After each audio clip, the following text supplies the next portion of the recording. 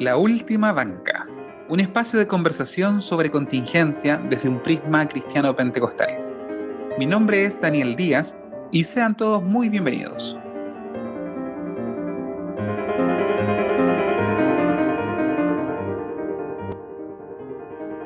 Hola y bienvenidos a un nuevo episodio de La Última Banca. ¿Cómo estás, Daniel? Hola Hans, bien gracias al Señor. Ha sido un día complicado. Estuvimos con mi esposa bien preocupados por mi pequeña. Parece que se contagió de viruela o varicela, no sé cómo es la enfermedad. Pero gracias al Señor bien, ya más tranquilo. Bueno, estamos en un episodio especial, ya que tenemos a dos personas invitadas que nos van a venir a hablar de un tema que hemos ido tocando últimamente en el canal y que creemos que es importante abordar: el transgenerismo, la disforia de género y el rol de los medios en la difusión de estas ideas relacionadas con el lobby LGBTQ+. Nuestro objetivo es dar a conocer la realidad de las personas trans, aclarar desde la vereda de la experiencia lo que significa tomar la decisión de transicionar e informar para evitar que personas, especialmente niños y adolescentes, que sientan un disconfort con su sexo biológico, tomen la decisión radical e irreversible justamente de iniciar su transición. Daniel, ¿tú querías agregar algo más? Simplemente para hacer un resumen, para refrescar un poco la memoria de las cosas que hemos visto en los dos últimos episodios.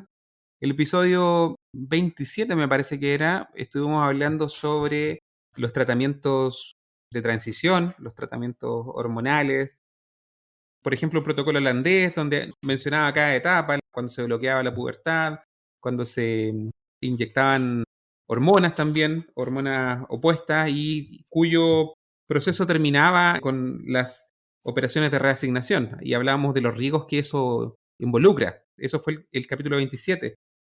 Capítulo 28 estuvimos viendo el aumento de casos de personas con disforia de género, pero de forma bastante particular. De hecho, se le llamaba algo así como disforia de género de inicio rápido, porque eran personas que ya habían pasado la pubertad. La disforia de género antiguamente o tradicionalmente se presenta desde la más temprana edad y se daba en su mayoría en niños biológicos que querían hacer la transición hacia mujeres, pero este nuevo fenómeno se da principalmente entre mujeres. Eso era lo que hablábamos en el capítulo 28. Y hoy queremos hablar un poco de estos temas, pero ya con la experiencia de nuestros invitados que nos acompañan hoy, volver a esos temas, que nos compartan su experiencia en el área, su conocimiento. Llevan bastantes años relacionándose con este fenómeno y también tienen la experiencia personal. Así que queremos seguir aprendiendo sobre este tema, queremos conocer cómo vive alguien con disforia de género, que nos compartan hasta donde puedan su experiencia y esperamos que al final del capítulo esta conversación haya sido de provecho para quien sigue el podcast. Así que, sin más, vamos a hacer la introducción de nuestros invitados y le doy el paso a Hans. Sí, dentro de lo que es nuestra línea de episodios, esto contaría como un episodio de Hablemos de, a través de la entrevista que tenemos y queremos hacer el día de hoy. Tenemos, por un lado, a Santiago y a Nael, que están con nosotros, y les vamos a pedir que por favor se presenten para que nuestra pequeña comunidad también los pueda conocer. Tal vez algunos de ustedes, los que nos están escuchando, ya habrán oído, habrán visto algo en redes sociales sobre ellos. Sería súper bueno si así fuera. Pero en caso de que no los conozcan, les vamos a dar un espacio para que se puedan presentar. ¿Qué les parece si empezamos por Santiago? Santiago, por favor. Hola, ¿cómo están? A todo esto, disculpen mi apuro, pero espero que se sientan cómodos también con nosotros aquí en La Última Banca. Santiago.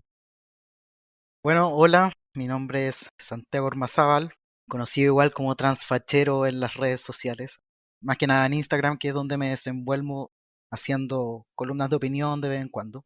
Bueno, sí, pues como adelantaban, yo soy un hombre transexual de 39 años, que llevo alrededor de unos 10 años en hormonas, 9 años creo, más 2 años previos de terapia psicológica, así que aquí estoy, pues.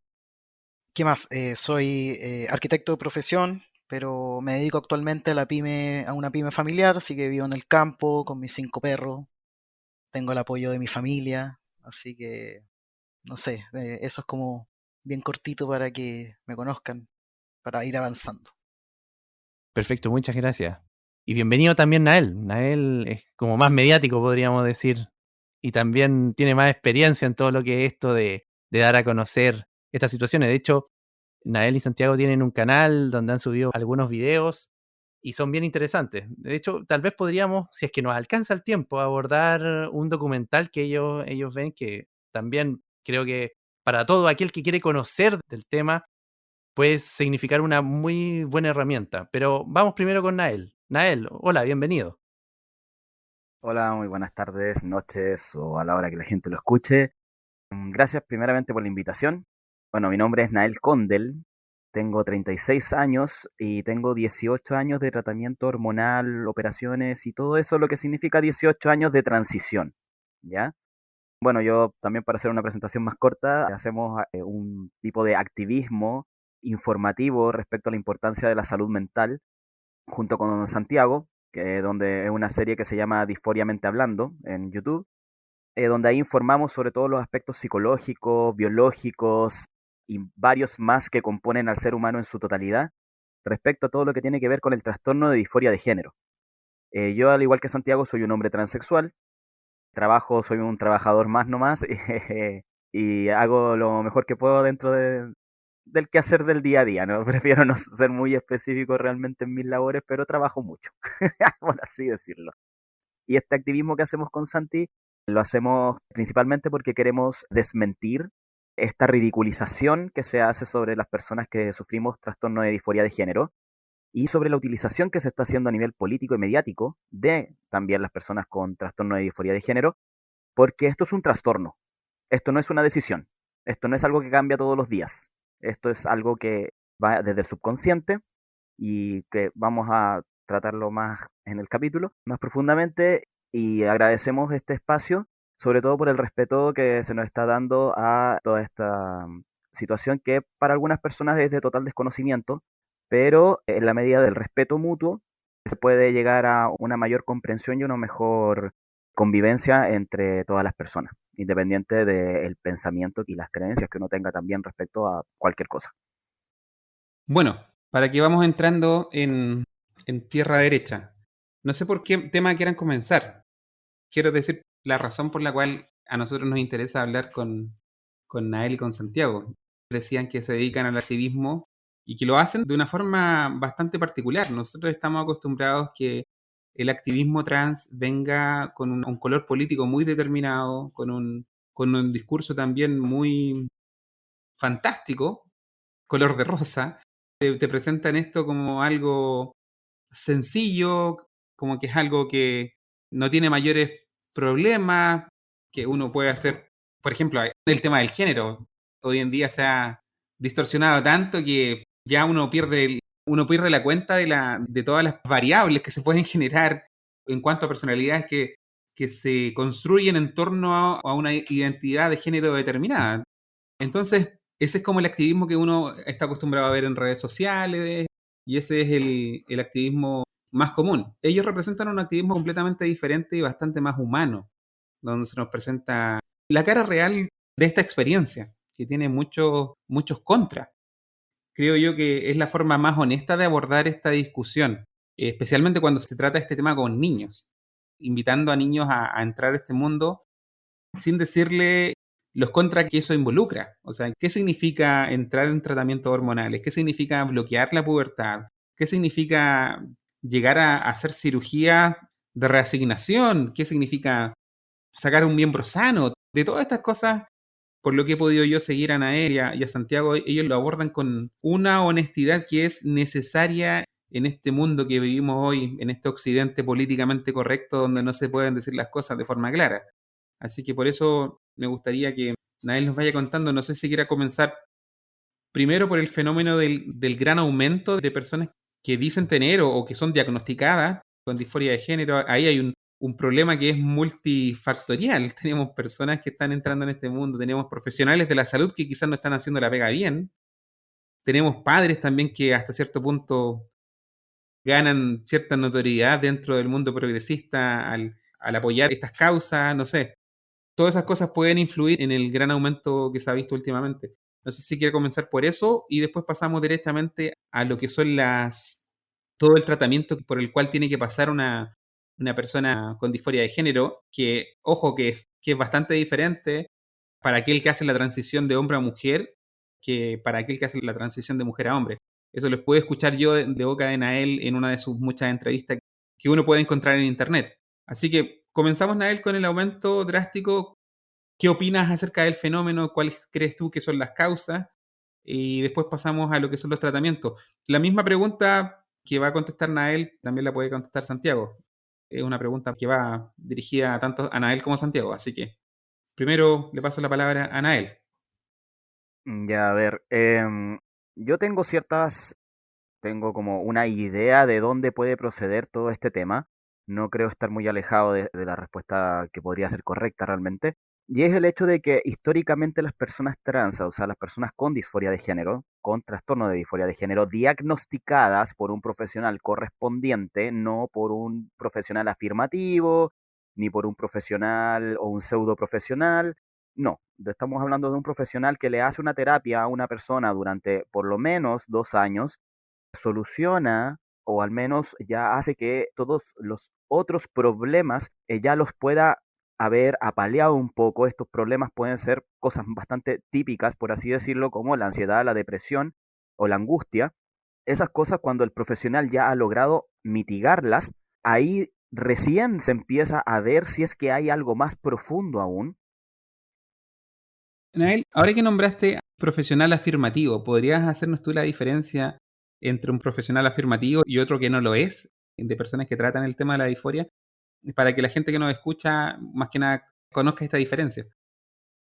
Ya, a ver, un profesional afirmativo es simple y llanamente una persona que cuando llega el niño diciendo que tiene disforia de género y que es trans, le dice que sí. Eso es un profesional afirmativo, una persona que a los padres les va a decir que tienen que tratar al niño con el pronombre que quiere y con el nombre que quiere y con la vestimenta que quiere, sin un tratamiento ni un diagnóstico profesional.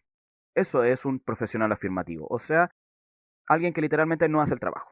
O sea, que los padres le están pagando porque al hijo le aplauda y a ti como padre te esté diciendo lo que tú tienes que hacer para mantener a tu hijo contento, no para tener a tu hijo bien. Eso es un profesional afirmativo, ¿ya? Un profesional de la salud, como corresponde, lo primero que va a hacer es, estoy hablando netamente del caso de menores de edad, no adultos, ¿ya? En un menor de edad, lo primero que va a hacer es analizar al menor, ver qué es lo que está pasando, estudiar a la familia, al entorno. Va a tener constantes entrevistas con los padres, con los hermanos, con quienes convive el menor, porque es sumamente importante saber el contexto en el cual se desenvuelve el menor para poder hacer un diagnóstico correcto de las situaciones que está pasando el menor. O sea, si un menor fue abusado, puede estar generando o puede estar diciendo que tiene una disforia de género porque está ocultando de alguna forma las secuelas del abuso. Por eso es súper importante que sea un profesional como corresponde, que se preocupe realmente de la salud del menor y vele por el bienestar del menor y no por el bienestar de su ideología. En el caso de los menores, hay muchos temas sociales actuales. Primero, las redes sociales. O sea, hoy en día no es que yo salga a la calle y vea personas LGBT por todas partes. Yo no me subo a una micro y puedo mirar en el bus, en un avión, en donde tú te subas del transporte público. Tú no te subes y la mayoría de la gente es LGBT. Probablemente dos, o si es que uno va a ser LGBT, porque el porcentaje real, en la vida real de personas LGBT es de menos del 15%, y estoy exagerando. O sea, si es que llega al 10% es demasiado, y esto corre para todos los países. Pero en las redes sociales pareciera que fueran una mayoría absoluta, porque son una mayoría muy ruidosa. Están constantemente en redes sociales mientras el resto de la gente está trabajando y está haciendo su vida. Entonces, estos chicos que tienen problemas, y aquí nadie va a negar que el niño tiene un problema, está sufriendo, lo está pasando mal. Esto no lo hacen principalmente para llamar la atención, esto es porque realmente algo está pasando, pero no saben cómo exteriorizarlo. Y como están hundidos en las redes sociales o tienen problemas para sociabilizar, que es lo más común que se da para que se genere esta disforia de género de inicio rápido, porque más encima esta disforia de género de inicio rápido tiene como característica que no hay ningún precedente de disforia. No hay un niño que tenga alguna incongruencia en su forma de actuar respecto a lo que se esperaría de su actuar, porque eso es en sí como el género entre comillas, es como lo que supuestamente a ti te tiene que gustar, tienes que ser o como tienes que actuar respecto a tu sexo biológico. Eso es el género, o sea, o al menos así es como lo describen, o sea, es por ejemplo, si un niñito le gusta jugar a la pelota, entonces sí, es un hombre. Si un niñito le gusta jugar a las muñecas, es mujer. O sea, es porque quiere ser mujer. Y no. O sea, un niño puede jugar a las muñecas. Es un tema de juego y probablemente las va a tomar en cuenta un tiempo y después la va a dejar y va a seguir buscando qué es lo que le gusta hacer. Eso es algo súper básico, pero cuando hay una ideología de atrás machacándote todo el rato por internet, que si tu niñito juega con muñecas entonces es una niña trans, entonces muchos caen en creer eso y llevan al niño a un psicólogo y este psicólogo es afirmativo y el tipo le dice, sí, tú tienes una niña trans, dale la bienvenida a tu nueva hija. Y los padres quedan así como, ¿y ahora qué hago? ¿Y qué pasa? Que ahí es donde se empieza a armar esta bola de nieve, de que tienes a un profesional que te afirma un no diagnóstico, porque ahí no hay un diagnóstico. Te afirma uno, te afirma el otro, después el otro también y el otro también, y al final el padre queda como, ¿y ahora qué hago? Hago lo que yo creo en mi consciente y en mi corazón que es lo correcto, que es no hacer nada, literalmente, no hacer nada y simplemente dejar que mi hijo se desarrolle, o hacerle caso a estos supuestos profesionales que me están diciendo que tengo una hija trans. Ahí es el conflicto que entran los padres, muchos de ellos, como bien decías, caen en estas laureles de las redes sociales, donde dicen, soy el padre de un hijo trans, y se sienten pero máximos, y se sienten espectaculares, y se sienten lo que jamás fueron en sus vidas, lo están haciendo a través de su hijo trans, o sea, llamar la atención. Pero el niño es el que va a sufrir.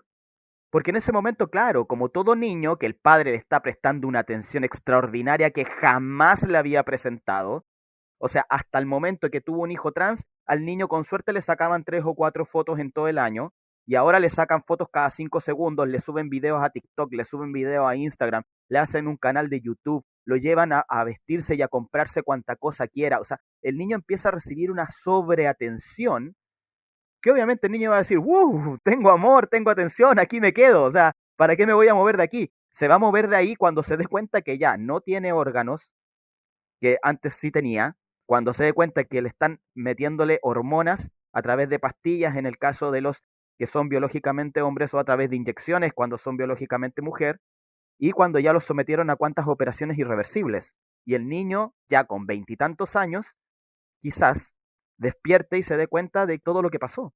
Y que todo eso que pasó partió porque un día agarró una muñeca en vez de haber agarrado una pelota de fútbol. Así de cruel es el tema. Hay que tener mucho cuidado con eso. Y hoy en día a eso se le está aplaudiendo. Entonces, por eso es que nosotros entramos a empezar a informar de todo esto. Adelante, Santiago. También yo creo que la pregunta que se está aplicando para Nael también va para ti. Sí, bueno, yo quería comentar, bueno, Nael habló varias cosas de las cuales obviamente los dos concordamos. A mí me gustaría tocar un tema que tiene que ver con la salud mental en general. O sea, los índices de jóvenes que están mostrando algún tipo de trastorno o algún problema de salud mental se han incrementado notoriamente. ¿Y qué es lo que pasa? Con el tema de la disforia en sí tiene como una sintomatología que, si bien no está muy estudiada al 100%, porque por lo general se cae en sexismo, es decir, si mi hija juega a la pelota, ojo, podría haber una disforia. A ese punto de sintomatología se ocupa a nivel de profesionales. Entonces, existen otros tipos de trastornos que tienen sintomatología parecida, como por ejemplo la dismorfia corporal. Hay otro trastorno que es el trastorno de la integridad corporal, que también habla de una especie de... se me fue la palabra en estos momentos, pero es como cuando una persona no reconoce un miembro de su cuerpo como propio. Hay una distorsión, esa era la palabra. Hay una distorsión corporal, entonces tú no reconoces, por ejemplo, el brazo como parte de tu cuerpo y pides amputarlo. Eso es un trastorno. También puede pasar a nivel de senos o genitales. Entonces, pasa mucho que hay algunas chicas que dicen ser hombres trans, pero su único problema son los senos. ¿Entiendes? Entonces, al llegar a un terapeuta afirmativo, claro, él les dice inmediatamente no, tú eres un chico trans, tienes que empezar a hormonarte, pero realmente podría haber sido otro tipo de trastorno. Entonces, ese tema igual es muy complejo porque hoy en día, como digo, la salud mental se está dejando de lado completamente. O sea, ya despatologizaron la disforia de género, le quitaron la palabra trastorno, lo intentan hacer con otro tipo de trastornos también. Entonces, es un tema que es bastante complejo.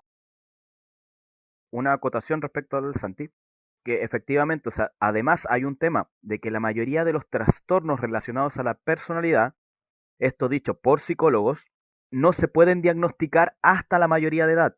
Solamente se puede dar un indicio de, o sea, este joven tiene indicios de trastorno tanto, tiene indicios de trastorno borderline, por ejemplo, o trastorno de la personalidad como tal. Entonces, ¿por qué? Porque tanto el niño como el joven, o sea, todos los menores de edad, tienen una neuroplasticidad muy amplia que el adulto no tiene. Entonces ellos están en constante formación. Ellos están constantemente cambiando. De hecho, si uno puede hacer el experimento con cualquier niño, pregúntale a un niño de 16 años qué le gustaba jugar a los 2 años, a los 6 años, a los 8 años, a los 12 años, a los 14 años. Te puedo casi asegurar que por lo menos el 95% de ellos, en todas esas edades, les va a gustar algo diferente. ¿Qué es lo que quería ser cuando grande? Va a pasar exactamente lo mismo, porque están constantemente probando, constantemente viendo lo que les gusta, tanto con quién les gusta relacionarse, cómo les gusta relacionarse con el resto del mundo. Entonces, todos esos cambios son tan rápidos en un espacio de tiempo muy corto que no es posible para un psicólogo diagnosticar de forma tajante algo tan severo, por así decirlo, como un trastorno de la personalidad. Entonces solamente se puede decir que hay indicios de, pero no algo tan cortante ni tan determinante como para extirparte un órgano. Claro, y lo otro que igual me faltó decir fue que también hay otros tipos de trastorno que la disforia es la sintomatología. Me explico en el sentido que, por ejemplo, hay casos de personas que pueden tener una bipolaridad como un trastorno, no sé si está bien decirlo de base, no sé, pero que desarrolla como sintomatología una incongruencia de género. Entonces, de nuevo, al llevarlo a un terapeuta afirmativo, empiezan con todo este tema de la disforia de género, la transexualidad, siendo que lo que esa persona siempre tuvo fue una bipolaridad. Entonces, así de importante el tema, de importante es la salud mental. Por eso que nosotros dos siempre con Nael hablamos que la base de todo esto es la terapia psicológica, una terapia bien hecha, ojalá de tiempo. O sea, en Chile, para poder acceder a la hormonización y a los cambios quirúrgicos, digamos, con operaciones, solo te piden 3 meses mínimo de terapia. O sea, en 3 meses cualquier psicólogo puede decir que no, con eso no, no arregla nada. Entonces, ese es el tema, que aquí la terapia psicológica tiene que ser lo primordial. Y otra cosa más, que no solamente el caso que dice Santi, sino que también, por ejemplo, o sea, no solamente el caso de la bipolaridad, sino que también, por ejemplo, que estos son los casos como más graves, es cuando hay autolesiones o anorexia. El trastorno de alimenticio, que es la anorexia, ya es un trastorno de por sí. Entonces, muchos casos de disforia de género acelerada son anorexia. Y eso está documentado en el libro Daño Irreversible, donde se muestra un caso, uno al menos, de muchos, porque obviamente en un libro intentan poner diferentes casos, pero en los cuales llega una niña de 13 o 14 años, si no me equivoco, a un consultorio de un terapeuta afirmativo con un problema de anorexia grave. Y el terapeuta afirmativo lo que dice es que es una chica con disforia de género que usa la anorexia como una forma de descontento con su cuerpo. Eso es el nivel de gravedad de este tema.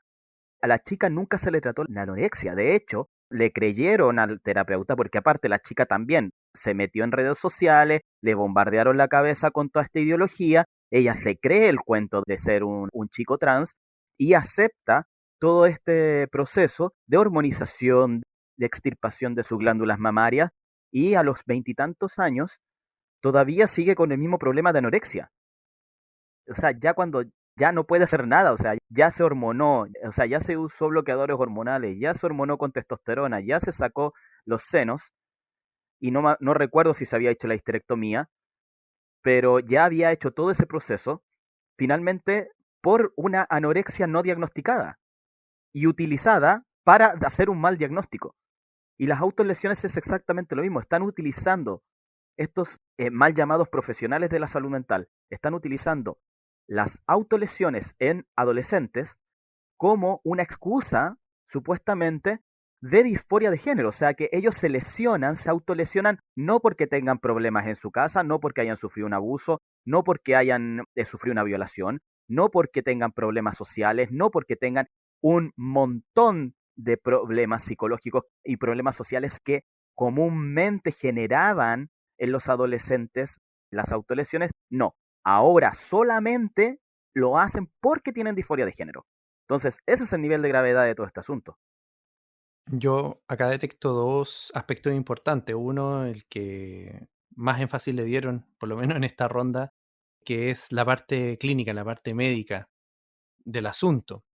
Pero también mencionaron cómo los medios, de alguna forma, toman estos casos que son complejos, y hay que recordar también que detrás de cada uno de estos casos hay una persona que está sufriendo, que esto no es algo que la persona quiera pasar, sino que es algo que ojalá pudiera evitar.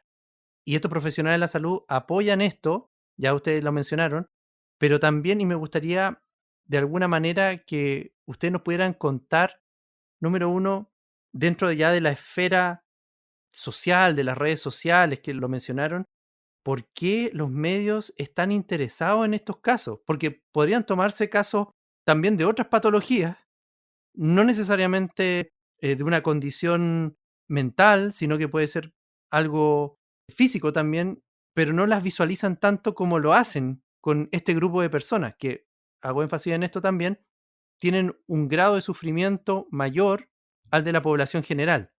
Si nos pudieran un poco dar luces de esto, no sé, Daniel, si tú quisieras complementar lo que yo estoy diciendo para que luego Santiago y Nael pudieran contestar. Claro, quiero también como agregar más preguntas a lo que está diciendo Hans. Quizás voy por la misma línea.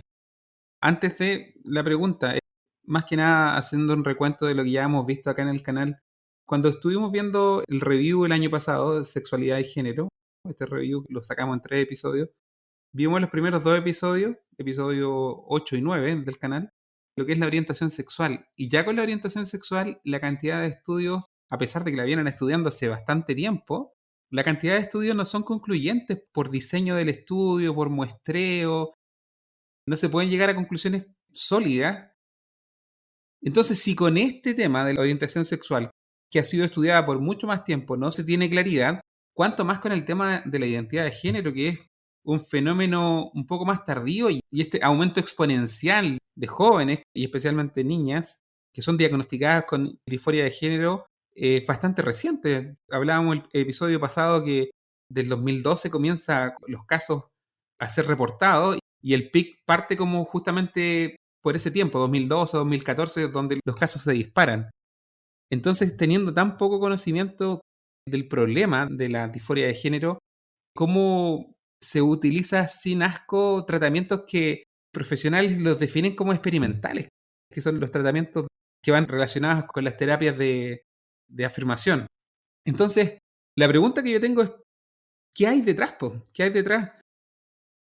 Anael, he visto en alguna entrevista que han apuntado el tema de el factor económico, que los tratamientos son muy caros y ahí y tú tienes, básicamente te generas un cliente de por vida que va a estar comprando tus productos y ahí están las farmacéuticas detrás, están empresas turbias y como son Planned Parenthood y todo esto. Eso puede ser una arista. Y otra arista que no, quizás no se toca tanto y que podría sonar un poco más conspiranoica es derechamente el maltusianismo de las personas que quizás financian todas estas campañas. No sé si están familiarizados con la idea del maltusianismo, que es básicamente control de la población.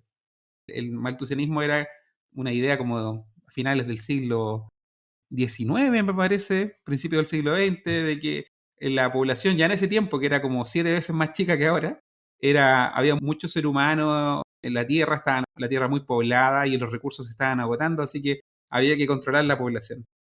Y si uno mira un poco, muchas de las agendas que promueve la izquierda progre tienen en común eso, pues, como que o por un lado promueven la infertilidad por el estilo de vida de la gente, o por otro promueven que las personas que sí son fértiles no tengan hijos. Y ahí entra hasta los movimientos ecologistas, que hay como un odio hacia el ser humano. Somos la plaga del mundo. Cuando llegó la pandemia, por ejemplo, y estuvimos todos encerrados y decían, miren, se dan cuenta que realmente nosotros somos el problema del mundo. Mira cómo los animales recuperaron la ciudad. Y hay como un odio al ser humano y al hecho de que crezcamos. Entonces, yo creo que hay una arista económica que la ha mencionado Nael en otra ocasión y también yo creo que hay personas que todavía abrazan esta idea de que hay que controlar la población y hay que reducirla, básicamente. Junto con la pregunta di mi opinión, pero me gustaría que ustedes también comentaran al respecto, qué ideas tienen sobre la liviandad con que se trata estos temas y cuáles son las motivaciones que pueden haber detrás. Sí, bueno, son varias preguntas. Yo quería partir un poco, porque sé que Nael maneja un poco más el tema como farmacéutico y eso. Yo quería responder la pregunta sobre el tema de por qué la transexualidad, por qué ese trastorno y no otro. Siento que el tema de la disforia de género tiene algo que no todos los trastornos tienen, es que no se ve, no se demuestra físicamente. La anorexia se nota, la bulimia también, cualquier otro tipo de... Incluso la depresión puede ser un tema que no mucha gente lo note, pero físicamente aparecen. Hay ciertas cosas que se pueden notar, pero la disforia de género no. Y siempre hablan de que, de hecho, los activistas, que también va ligado con el tema político, los activistas trans siempre hablan de que justamente ya no existe la disforia, sino que es un sentimiento íntimo de la persona. Entonces, claramente, si tú no se lo puedes demostrar a otra persona, bingo, ¿cachai? Entonces, es como un poco ese tema. Por otro lado, también está el tema político, que a mi juicio parte de mucho, no sé, yo siempre hablo un poco que esto es como el neomarxismo, ¿cierto? Que tiene que ver un poco con ese tema, tiene que ver mucho con el feminismo. De hecho, hay un montón de feministas reconocidas que hablan de el tema de cómo abolir la familia, de cómo quitarle un poco, entre comillas, la carga a la mujer de embarazarse, ¿cierto? De tener que portar un hijo en el cuerpo. Entonces tiene mucho que ver con, las feministas hablan mucho de lo androgíneo, que básicamente es eso, es tengamos un ser humano en el cual no hayan géneros reconocibles y así podemos todos ser iguales 100%. A mi juicio es básicamente eso, que el tema del sentimiento, como no lo puedes demostrar, mezclado con un tema político fuerte de izquierdas, del marxismo, del feminismo, conlleva que justamente el tema transexual sea el más fácil de amoldar a todo eso. Un poco eso, no sé si Nael me aportas con lo otro. Ya sobre el tema de que, claro, o sea, siguiendo la misma línea tuya, efectivamente, ¿cómo demuestras que una persona está errada en su sentir? ¿Cómo demuestras que una persona está equivocada en lo que siente? No puedes demostrarlo. Los sentimientos son algo que nadie puede cuestionar tampoco. Yo no puedo cuestionar si otra persona se siente feliz o se siente triste. Solo esa persona me lo puede decir. Entonces, por eso la importancia política de eliminar el trastorno. Porque al eliminar el trastorno, nadie puede decirte si eres o no eres trans. Entonces, de hecho, históricamente, primero siempre se llamó transexual. ¿Por qué? Porque era una persona que transicionaba de un sexo al otro. De ahí viene el tema transexual, el nombre, por así decirlo. Después se agregó la palabra transgénero. ¿Por qué? Para incluir a las personas que solamente estaban como en la transición social, que todavía no podían acceder a lo que son las hormonizaciones y todo eso, y las operaciones. ¿Por qué? Porque antes era un tema de años, por lo menos unos 5 años. De hecho, la ley te exigía vivir 2 años en el sexo social al cual tú querías pasar, para poder acceder al cambio registral de nombre y sexo. Sin esos 2 años tú no podías pasar.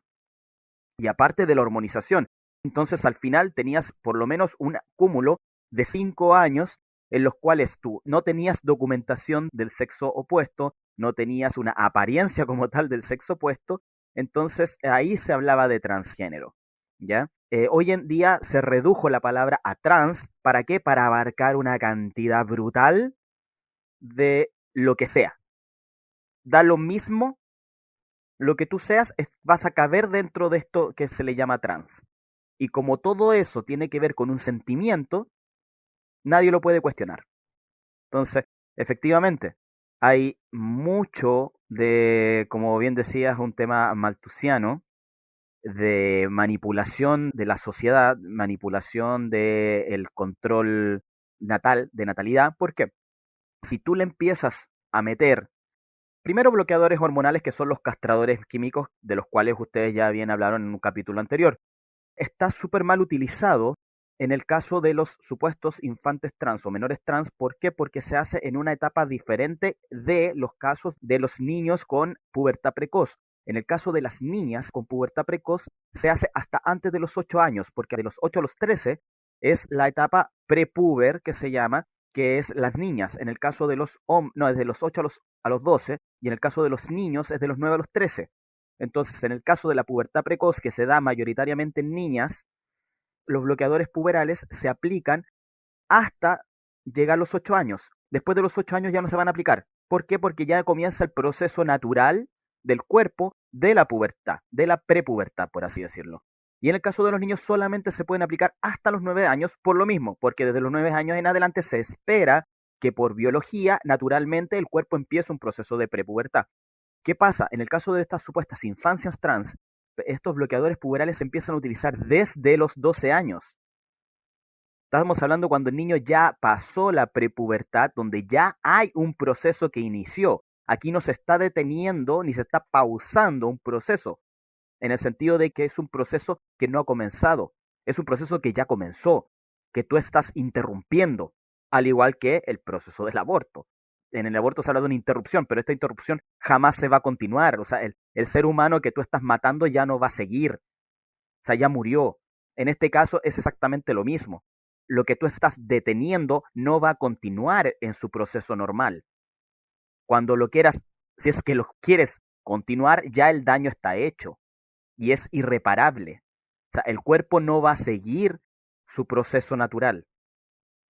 Sí, de hecho, justamente antes de empezar esta entrevista estaba viendo un documental sobre las infancias trans de Suecia y tocaban el caso de una chica que supuestamente tenía disforia de género, o sea, era un niño, según ella. A los 11 años empieza su terapia con bloqueadores hormonales. A los 15 años ya tiene una osteoporosis severa. Entonces, eso es lo que todo este lobby LGBT con todo este tema de lo trans le están haciendo a los menores de edad.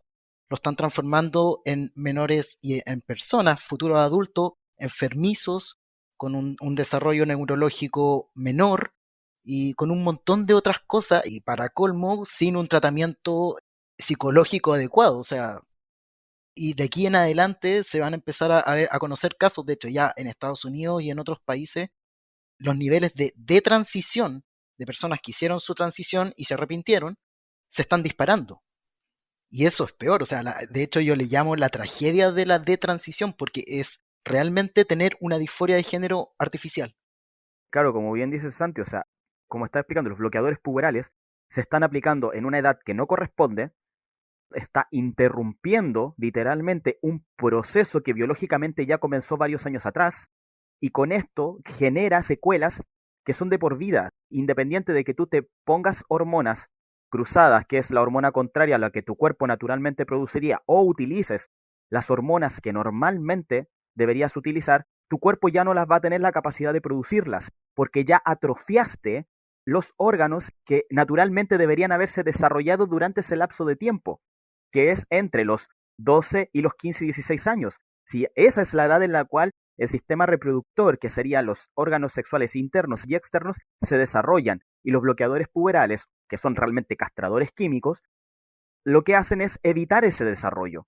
Entonces al final tú tienes a una persona que no desarrolló sus gónadas, pueden ser ovarios o testículos, que está castrada químicamente, que está incapacitada biológicamente para poder reproducirse, y además con ello tienes a una persona psicológicamente frustrada porque aunque no quiera seguir la transición, ya su desarrollo no es normal, ya su desarrollo está atrofiado, entonces ya no va a poder tener ni siquiera una vida sexual bien, porque sus órganos sexuales ya están atrofiados.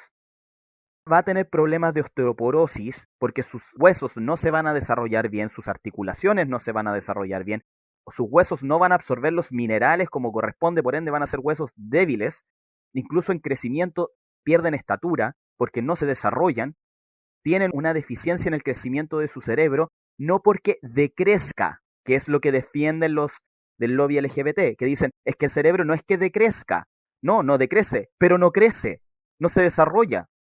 Entonces estás teniendo una persona que, por ejemplo, con 25 años, que ya debería estar su desarrollo completo a nivel cerebral, no lo va a tener desarrollado porque tú se lo frenaste.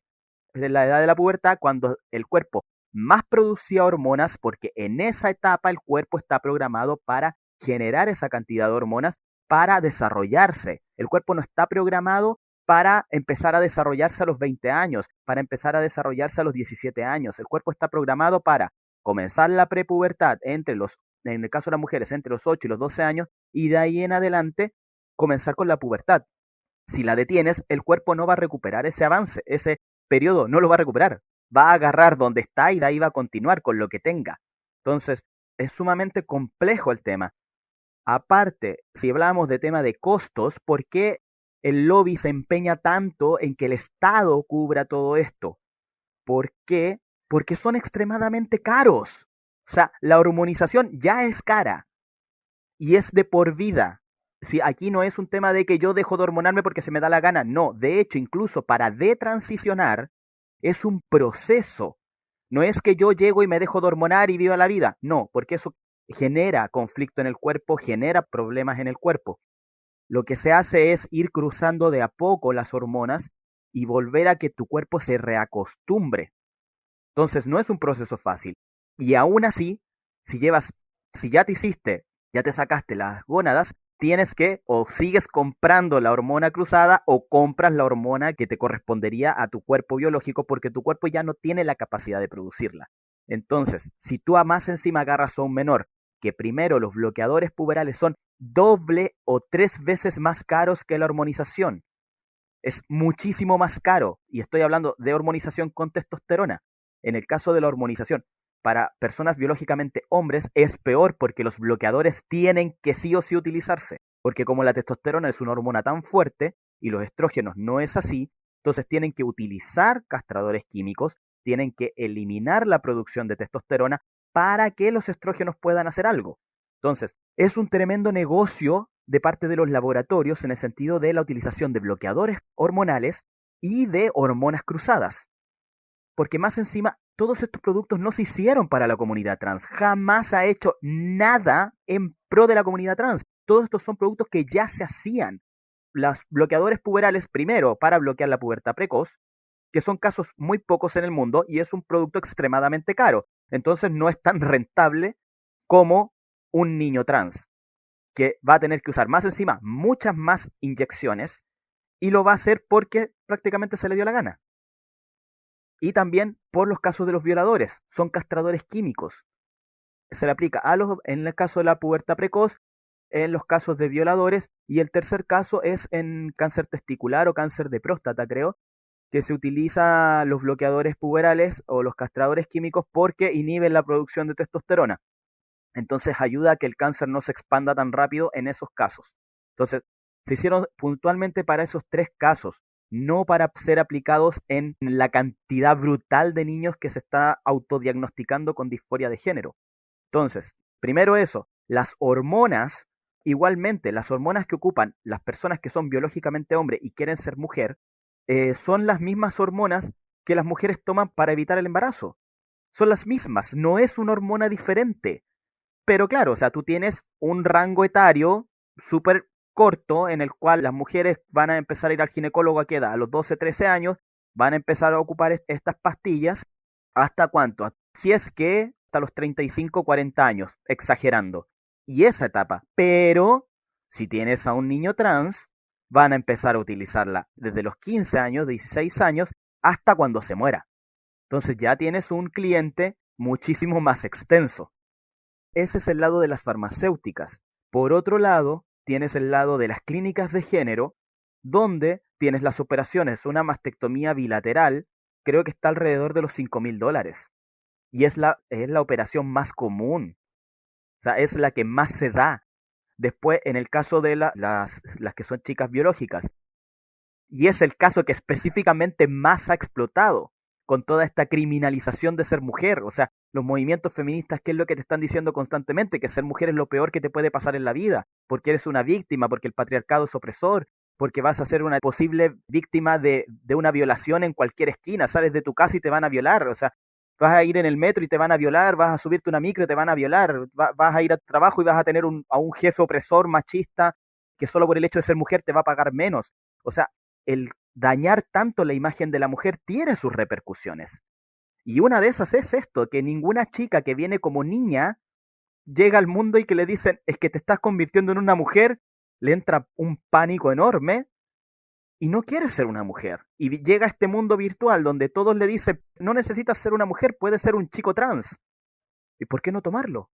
Si me están diciendo que ser una mujer es lo peor del mundo, que me van a violar cada 5 minutos. O sea, ahí está el negocio tanto de las organizaciones, que estas son financiadas precisamente por las mismas clínicas, por las mismas farmacéuticas, por las mismas fundaciones que tienen clínicas y farmacéuticas. O sea, es un negocio por todas partes. Pero la salud mental, ahí está, calladita, no dice nada. Claro, y el negocio político también que existe detrás, porque como Nael mencionaba, las hormonas químicas, todos los tratamientos tienen un precio. Como las personas transexuales por lo general nos cuesta encontrar trabajo, eso es una realidad que no hay que, digamos, negarla, a pesar de que hoy en día no es tanto como era antes. O sea, hoy en día igual hay mucho profesional que es transexual y que vive su vida normal. Pero el tema es que por lo general cuesta llevar adelante esta transición de forma privada, digamos. Entonces siempre van a buscar la ayuda en salud pública. Y ahí inmediatamente ya tienes un botín electoral para el político de turno que diga, bueno, yo voy a dar salud trans. De hecho, gran parte de eso pasó en las últimas elecciones acá en Chile, que el que es ahora nuestro presidente capturó, digamos, a toda la comunidad trans, que no solamente es la comunidad trans en sí, sino que es la comunidad LGBTQ en total, y todos los amigos y familiares que eso conlleva. Todas las amistades, todos los tíos, todos los amigos que no quieren ver sufrir a este pobre chico o chica trans porque no tiene salud, bueno, votemos por el político que sí le va a dar salud. Entonces, como bien dicen a él, aquí hay negocio en todos lados. Y más allá de los incentivos perversos que ustedes ya han denunciado y que han venido denunciando en su canal, ¿cómo ha sido su experiencia personal también con estos tratamientos? Porque una cosa es, digamos, tomarlo desde la perspectiva del público general y otra es la experiencia personal que ustedes llevan. Tampoco aquí nuestra intención es como pasar allá la sensibilidad de ustedes, pero que nos cuenten cómo es su experiencia con estos tratamientos. Porque muchas veces, y sobre todo el lobby, hace como una especie de marketing de estas soluciones médicas y lo tomaron, bueno, yo los episodios anteriores decía que te lo venden como si fuera un interruptor de la luz. Ah, mira, se apaga la luz y se enciende la luz, como si fuera algo automático, reversible, y te lo dicen de esa manera, cuando en realidad la ciencia, los mismos médicos y profesionales de la salud asociados a estos temas, los que realmente han estudiado esto, se dedican a hacer un acompañamiento constante también a las personas que sufren, por ejemplo, disforia de género, y los acompañan constantemente, como les decía, para resguardar la salud de la persona, cosa que, de acuerdo a lo que ustedes nos dijeron anteriormente, aparentemente y debido a estos incentivos perversos, es lo último que le interesa a todo este sistema. Entonces me gustaría conocer la experiencia personal, pero antes voy a darle paso a Daniel para que también complemente lo que yo estoy preguntando. Claro, como de los temas iniciales, han ido comentando ustedes entre medio como los contra que traen estos tratamientos, así que como que esa parte de la pregunta ya está hasta cierto punto contestada, aunque lo pueden seguir profundizando. Y en cuanto a la experiencia personal, de hecho, así fue como llegué a la cuenta de Instagram de Nael y después también a la de Santiago. Para el Día de la Visibilidad Trans, que no fue hace mucho, Nael subió un video a su Instagram que fue bastante compartido. Y creo que después de eso ha tenido entrevistas en un montón de partes. Justamente ahí compartía lo que es vivir la experiencia de la transición.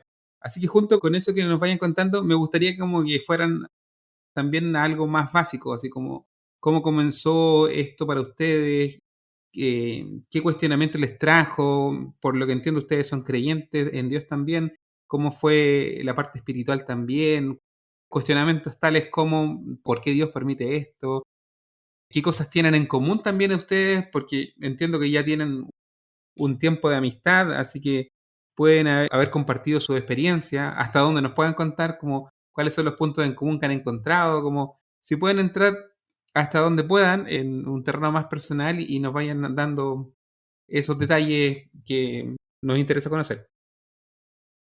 Bueno, en lo personal, la verdad es difícil. Yo nunca he podido responder bien cuando me di cuenta de que era trans o cuando se me presentó la disforia de género. Como siempre hablamos de este tema, al ser un trastorno uno nunca se da cuenta qué fue, digamos, la ciencia cierta lo que gatilló esto, ¿cierto? Lo que sí, por ejemplo, en mi caso, mi mamá me cuenta, porque la verdad yo no me acuerdo, que cuando era chico yo presenté una incongruencia de género. Yo le decía que yo no quería usar vestido, que yo era un niño, según ella, pero meditándolo ya con la madurez de la adultez, ¿cierto? Y con todo lo que uno estudia, o yo he estudiado sobre psicología, por ejemplo, me he dado cuenta que eso es muy común y lo más probable es que yo quería imitar a mi hermano mayor, que para mí en esa época, mi infancia, siempre él fue como un ídolo para mí. Entonces, claro, o sea, yo en la infancia nunca tuve un problema, nunca supe que era ser transexual o que era la disforia de género, sino que mi tema tenía que ver un poco con mi expresión, digamos, de género. Yo siempre fui una niña muy masculina, siempre me gustó jugar con los niños, siempre me gustó hacer cosas de niño. Y por otro lado tenía un problema corporal de peso. Yo siempre tuve un tema con el peso que para mí siempre fue algo que llegaba a la pubertad, ¿cierto? Pesa mucho en el adolescente. Entonces, eso y con un montón de otros factores me imagino que tiene que haber pasado que yo desarrollé esta disforia de género, ¿cierto? Y bueno, de ahí cuando uno ya se da cuenta de este tema, yo tomé como el camino que siempre aconsejo que tome el resto de las personas que dicen tener disforia de género, que es inmediatamente buscar ayuda psicológica y con un terapeuta que lo primero que me dijo fue, para dos cambios, el que va a diagnosticarte voy a ser yo, así que, porque yo llegué contándole efectivamente que tenía disforia de género, porque esto ya lo había investigado por internet y todo el tema, entonces, gracias a Dios, el terapeuta me dijo, un psicólogo, psicoanalista, me dijo, no, para tres cambios, porque aquí yo te voy a hacer el diagnóstico, así que, gracias a Dios me ayudó, porque si no, habría empezado una transición a la mala, digamos, y quizás donde esté ahora. Y de hecho eso mismo me ayudó un poco a reconciliarme con mi familia, porque como siempre comento, yo vengo un poco del colectivo LGBT, o sea, yo conozco a varios activistas, he carreteado con ellos, los conozco de amigos, incluso algunos, obviamente ya la amistad no sigue. Y lo más probable es que si yo no me hubiese reconciliado con mi familia y al mismo tiempo con mi fe, estaría todavía entrampado en ese colectivo que tanto Nael como yo sabemos que de sano no tienen nada, que inhiben bastante la realidad con drogas, con alcohol y con otras prácticas, ¿cierto? Entonces, un poco eso, o sea, básicamente a mí el poder apoyarme en mi familia, primeramente, me salvó de muchas cosas. Y así el poder también volver a la fe, porque mi familia de cierto modo me inculcó, sí, ellos son los católicos, ellos fueron los que me llevaron me inscribieron en un colegio católico y hicieron que yo hiciera todos los procesos que hay que tener para poder llegar a ser católico, el bautismo, todo eso. Y bueno, sin mis padres yo creo que, como decía, no estaría aquí hablando con usted ahora.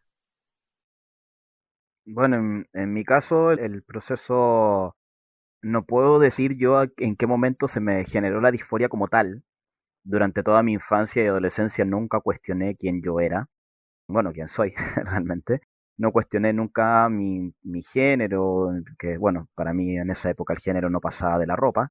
Y el sexo, ni nada de eso. De hecho, al igual que Santi, yo me crié en un ambiente bastante masculino, o sea, rodeado principalmente de hombres. Al menos en mi caso, la única figura femenina era mi mamá.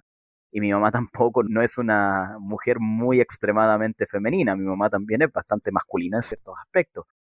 Me crié en un ambiente de camioneros, de talleres mecánicos y así. Mi hermano mayor también, como la imagen máxima de hermano y admiración, y por otro lado mi papá, que para mí mi papá era todo. Era el amor incondicional, era la persona que me cuidaba, que me protegía, que me mimaba también. Entonces ahí también hay un tema de una valoración bastante importante respecto a la masculinidad. También lo mismo que decía Santi, el tema de la expresión de género o incongruencia de género, en el sentido de que efectivamente yo nunca fui una niña femenina, o sea, a mí me gustaba jugar con, no sé, pues dinosaurios, con autitos, con camiones, con Playmobil, Lego, etcétera, etcétera. O sea, a mí mis juegos, si uno los pudiese categorizar, eran principalmente masculinos, porque yo vivía en el campo. Entonces, tampoco tenía una influencia femenina fuerte ni nada, y mis gustos principalmente tampoco pasaban por gustos muy femeninos, pero tampoco nunca se me categorizó. Mis papás tampoco nunca me machacaron con que no, es que eso es de niño, eso es de niño, eso es de niño. No, o sea, simplemente me dejaban jugar. Pero yo tengo al menos, sí soy consciente también por el tema de la terapia, de dos situaciones puntuales que pudieron haber generado la disforia. Y digo, pudieron, porque no necesariamente una persona que pase exactamente por las mismas experiencias que pasé yo, significa que va a generar disforia. En mi caso, pudieron ser parte de la generación de mi disforia, como en otra persona puede que no pase. En mi caso fue que a una edad como de aproximadamente 4 o 5 años sufrí un abuso, no alcanzó a ser abuso sexual, pero sí bastante cercano, del cual precisamente mi papá fue el que me sacó de eso sin darse cuenta, de hecho, fue una situación bastante particular, por así decirlo. Y a los 15 años, mi papá fallece de leucemia. Entonces, yo a los 16 años no tengo recuerdo de nada, tengo borrada esa edad, y a los 18 yo decido que quiero ver un hombre frente al espejo. Yo no dije en ningún momento, yo me siento hombre, yo quiero ser un hombre para esta sociedad, como lo romantizan, no. O sea, y de hecho, durante toda mi adolescencia nunca tuve problemas con mi sexo, nunca tuve problemas con ser mujer, nunca tuve problemas con mi cuerpo, nunca nada. Me llegó la menstruación y fue como, nada más. O sea, nada de estos típicos eslogan que te dicen que la disforia es un sentimiento. No, yo no sentí nada. O sea, yo dije, a los 18 quiero ver un hombre frente al espejo, punto. Y lo hice. Así de drástico. Yo por conclusiones, quizás apresuradas, no sé, he ido armando una posible teoría de la posibilidad de mi disforia, porque no se puede saber a ciencia cierta, y esto dicho por mi psiquiatra, que es una persona que sabe del tema, de que mi disforia se generó por el sentimiento de abandono. O sea, el hecho de que mi padre, que era para mí la imagen más importante, desapareciera de mi vida, me generó un shock a tal punto de que como durante toda mi vida siempre me dijeron, tú eres igual a tu papá, porque eso siempre me lo dijeron, yo lo que quise hacer es ver a mi papá frente al espejo. Fue eso. No digo que esa sea así a rajatabla, porque eso yo no lo puedo saber. Y de hecho, como dije, mi propia psiquiatra dice, yo no te puedo decir a ciencia cierta qué es lo que a ti te pasó, porque tú ya sabes mucho, tú eres una persona muy instruida, tienes demasiada información y es muy riesgoso decir, sabes que esto puede haber sido a rajatabla. Sí es una posibilidad y dentro de hasta ahora todo lo que he analizado de mi infancia y mi vida es como lo más cercano y lo que mejor cuadra, por así decirlo. Pero eso no se puede decir a ciencia cierta. Respecto a lo que es lo que se continúe con el proceso, es como bien dije, o sea, yo partí al revés de Santi, yo fui a un psicólogo, que el psicólogo no me sirvió prácticamente de nada porque me habló puras tonteras, y yo no sabía lo que era ser trans. Eso no, yo no tenía idea. No sabía que existía la disforia de género, no sabía que existían las personas transexuales, no tenía idea de nada. Yo lo único que dije es quiero ver un hombre frente al espejo y averigüé cómo masculinizarme. Punto. Apunta a testosterona, ok. La consigo, me la inyecté y ya. Eso fue. O sea, mi caso fue ese. Yo hoy en día estoy con una terapia buena, a pesar de que pasé muchas veces por psicólogos, durante estos 18 años, pero el problema es que ningún psicólogo quiso tratar la disforia. Ninguno. Ninguno se atrevió a meterse en ese campo, porque es un área compleja y no todos están preparados para eso. Aparte también hay un miedo. Entonces, mi experiencia personal con todo lo que ha sido el proceso de los cambios hormonales, las operaciones y todo eso, yo no tengo ninguna queja en absoluto. O sea, yo soy una persona que tiene disforia, que tiene trastorno de disforia de género. O sea, estoy contento con quien soy hoy en día, estoy contento con mi aspecto, estoy feliz con la vida que llevo y todo eso. Pero también estoy súper consciente de todos los daños que esto está generando en mí. O sea, yo tengo que estarme haciendo constantemente exámenes médicos, cada 3 meses, cada 6 meses. Una vez al año me tengo que hacer un examen que es bastante caro, que es la densimetría ósea, que es la medición de los huesos para ver si no, que no esté generando osteoporosis. Me tengo que estar haciendo cada 3 meses exámenes de que los riñones y el hígado estén funcionando bien, exámenes de sangre, exámenes de hormonas, y así, y esto es un constante, o sea, lo tengo que sí o sí hacer, o lo hago cada 3 meses o cada 6 meses, pero no es algo que no pueda dejar de hacer. O sea, yo soy dependiente del establishment médico, por así decirlo, y de la farmacéutica, y ya no tengo nada que hacer al respecto, o sea, o lo hago o lo hago. Ese es el gran pero. Mi vida hoy en día, yo estoy súper consciente del daño que me genero con la hormonización, pero lo bueno es que como soy consciente de que no es algo natural, ni que es algo bacán, ni bonito, ni maravilloso, como todos te lo cuentan, ni que es un proceso de liberación, que no sé qué deliberador tiene depender de un pinchazo, ni depender de las farmacéuticas, hasta ahora nadie me ha podido explicar eso tampoco, em, puedo tomar mejores decisiones respecto a mi salud. O sea, el mismo hecho de estar en una terapia constante, el mismo hecho de estarme haciendo los exámenes, el hecho de igual cuidar mi alimentación, cuidar mi estilo de vida, no irme en excesos y así varias cosas, hace que pueda tener una estabilidad mucho mejor. Y el retomar la fe, porque durante muchos años también, a pesar de que mi crianza fue en una familia evangélica, mi madre y toda la familia de mi madre son evangélicos, yo dejé la creencia durante muchos años, precisamente por el tema del fallecimiento de mi papá. Empiezo como a preguntarme por qué Dios me hace esto. No por la disforia, sino que por el fallecimiento de mi papá. Entonces yo reniego de todo eso, reniego de Dios y también me dejo llevar un poco por todo lo que es el movimiento LGBT y todas esas cosas que principalmente es ateo. Pero hoy en día, gracias a mi psiquiatra principalmente sobre todo, que ella es católica, pero ella es, que yo les digo, los super católicos, o sea, que hacen todos los procesos, llevan una vida acorde a la creencia, a la Biblia y todas esas cosas. Volví a la fe, volví a la creencia. Sí me he hecho muchas veces esa pregunta de Dios, ¿por qué a mí? ¿Por qué tengo que pasar por esto? ¿Por qué todos estos sucesos en mi vida?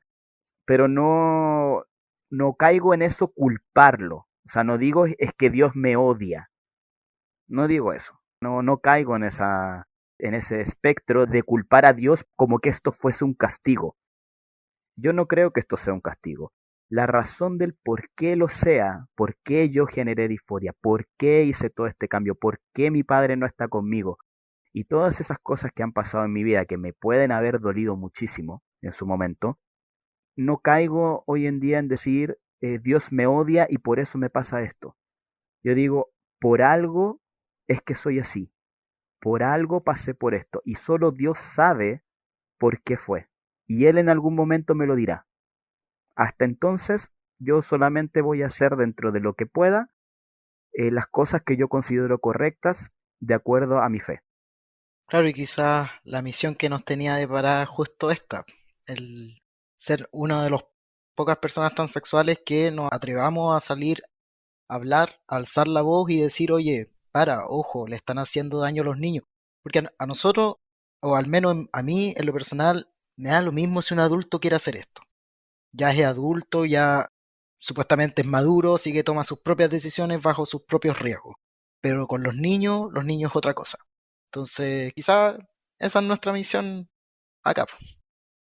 De hecho, a mí me ha pasado que como estoy también involucrado con gente pro vida, movimientos conservadores también, muchas personas como que me han preguntado, me han dicho, me han intentado increpar, otras y así, Yo lo único que aludo es al respeto. O sea, yo no te estoy imponiendo absolutamente nada, no te estoy obligando a que tu hijo aprenda lo que es la disforia de género, ni no, yo simplemente cumplo con informar qué es realmente el trastorno de la disforia de género, al igual que como hemos dicho con Santi, reivindicar literalmente el trastorno como un trastorno para poder tener el acceso a una salud mental como corresponde. Si finalmente es eso, o sea, si eliminan el trastorno, eliminan la posibilidad de un buen diagnóstico y de un buen tratamiento, que a muchos les podría evitar todo este camino, porque muchas personas que sufren disforia de género se someten a un tratamiento psicológico,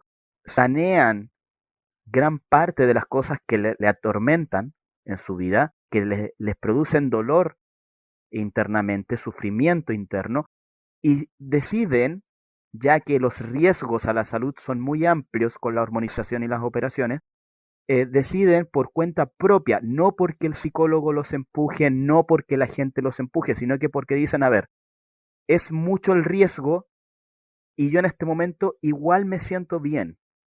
Quizás viviendo con una incongruencia de género, que es también muchos casos que se dan, que son personas que, por ejemplo, no sé, chicas que se visten con ropa más ancha, que usan pelo corto, que claro, que uno como que las mira dos veces y se da cuenta, ah, es mujer. Pero en su vida día a día, eso a nadie le importa. Entonces, pero eso hace que su disforia se mantenga en un nivel que ellas puedan manejar. Entonces, cuando nosotros nos quitan la posibilidad de acceder a una salud mental, quitan esa posibilidad de que las personas que sufrimos el trastorno accedamos a un profesional bueno, capacitado y que pueda ayudarnos a sobrellevar todo esto, porque las hormonas también generan repercusiones a nivel psicológico emocional que no se presentan quizás ni en el primer, ni en el segundo, ni en el tercer, ni en el 10.º año. Se pueden presentar a los 17 años, a los 20 años, porque se pueden mezclar. O sea, nadie te asegura a ti que vas a tener una vida súper tranquila el resto de tu vida. Eso nadie te lo puede asegurar. O sea, puede fallecer un pariente muy cercano, puedes terminar una relación que puede generar un dolor muy grande en tu vida, pueden echarte de tu trabajo y generarte una descompensación económica fuerte, puedes tener un problema de salud que te lleve al hospital y te deje grave. O sea, hay múltiples cosas que pueden ocurrir a tu alrededor en tu vida que pueden generar un colapso a nivel psicoemocional y eso mezclarlo con un tratamiento hormonal puede detonar una crisis. Y si tú no tienes acceso a un profesional que entienda la disforia de género, que entienda esta situación, no te va a poder ayudar, porque no va a querer tocar eso. O sea, va a intentar ayudarte, pero no, como hay un ejemplo que siempre utilizamos, ¿cómo puedes ayudar a alguien con cáncer si no le quieres diagnosticar cáncer? Es así de drástico. O sea, ¿cómo le puedes hacer quimioterapia a una persona que tenga cáncer si al mismo tiempo tiene SIDA? No puedes obviar el SIDA, porque si le haces la quimioterapia lo vas a matar.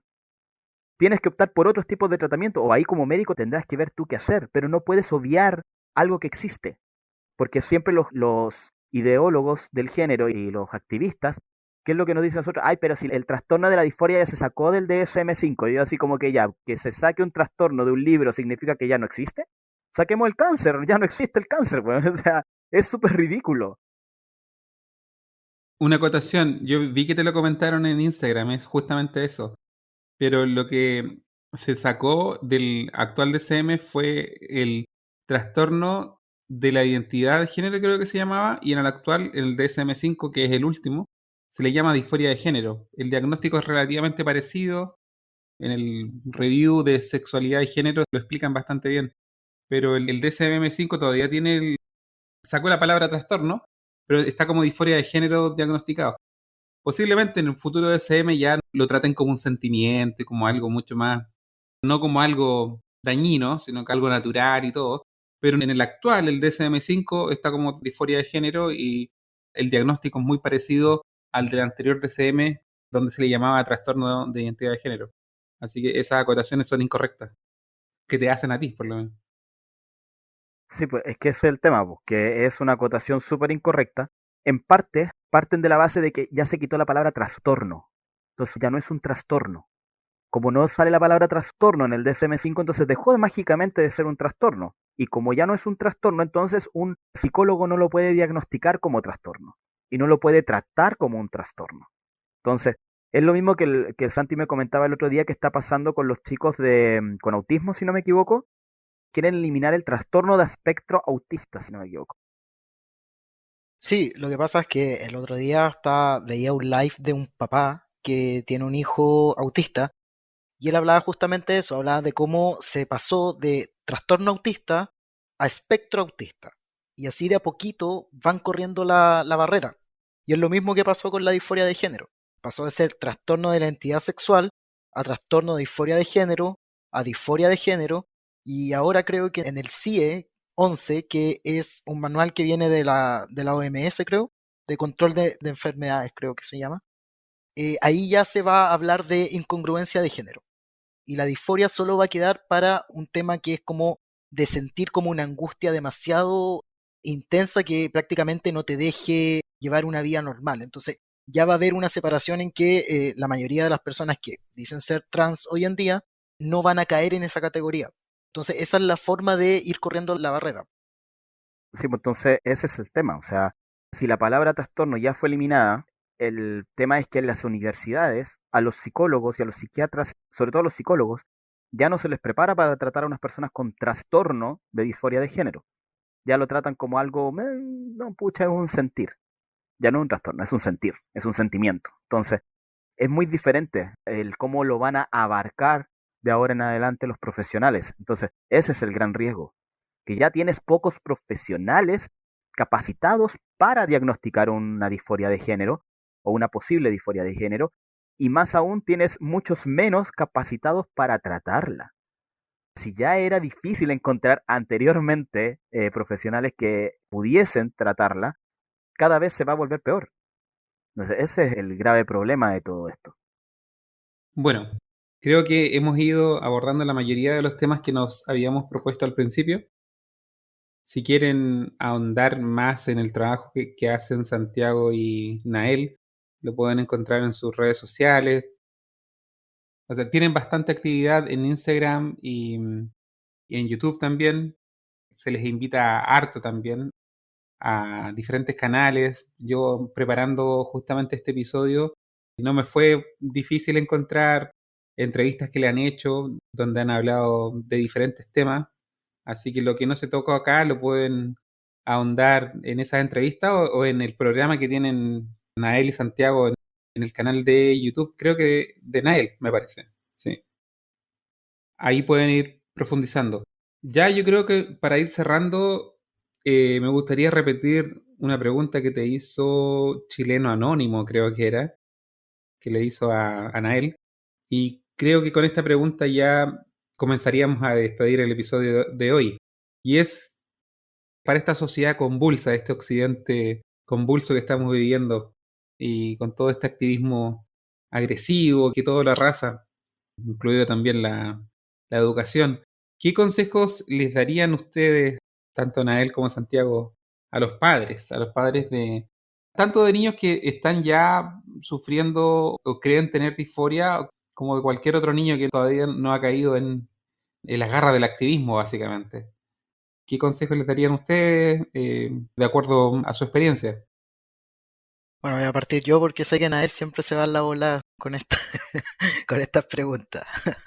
Así que, bueno, yo siempre doy algunos consejos que básicamente es, primero, cualquier padre que esté pasando por esto o crea que su hijo le manifieste algo, inmediatamente llevarlo a alguna terapia psicológica, buscar profesionales, asesorarse, que el profesional no sea afirmativo, que tenga la idea de una terapia de espera vigilante, es decir, que esperemos cómo el niño se desarrolla, vamos viendo planes a futuro, pero nada de afirmarle, nada de supresores hormonales, nada de eso. Y bueno, cuando ya sea adulto, ya se verá. Pero básicamente eso, terapia psicológica, que se informen sobre el tema, que lean, hay hartos libros, hay hartos escritores que han hablado sobre el tema, Agustín Laje, Pablo Muñoz y Turrieta, hay un montón de bibliografía que está saliendo, hay gente que se está empezando a mover también en redes sociales, los mismos documentales, What is a Woman, The Trans Trains, son documentales que ayudan para poder entender un poquito lo que está pasando hoy en día, porque quizás hay algunas personas que crean que este tema no les va a tocar, pero es increíble cómo de la nada está apareciendo o tu sobrino, o tu vecino, o el amigo de tu hijo, y va a llegar un momento en que va a ser tu hijo. Y ese tema es el que hay que evitar, porque como se habló en un principio de esta entrevista, el contagio social es real. Se da ese tema de la disforia de género de inicio rápido, si bien no está clínicamente comprobado, es un tema que existe y se está dando.